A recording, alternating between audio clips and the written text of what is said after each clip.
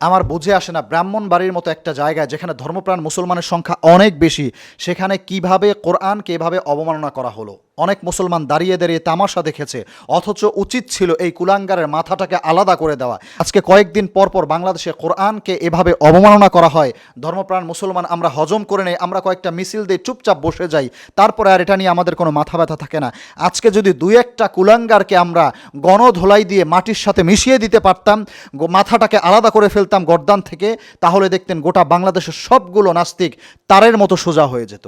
আজকে এটা আমি মনে করি আমাদের মুসলমানদের ভুল। দেশে আরও ধর্মাবলম্বী আছে, তাদের নিয়ে কোনো কথা হয় না, বাংলাদেশের অন্যান্য কোনো বিষয় নিয়ে এমন কটূক্তিমূলক আচরণ করা হয় না, কিন্তু কিছুদিন পর পর কোরআন নিয়ে কেন এমন কটূক্তিমূলক আচরণ করা হয় এর জবাব চাই আমরা। এরপরে যদি আমরা আন্দোলন করি, মিছিল মিটিং করি, একদল বলতে চেষ্টা করে যে আমরা ধর্মপ্রাণ মুসলমানরা মব সৃষ্টি করবার চেষ্টা করছে, গোটা বাংলাদেশে বিশৃঙ্খলা সৃষ্টি করবার চেষ্টা করছে।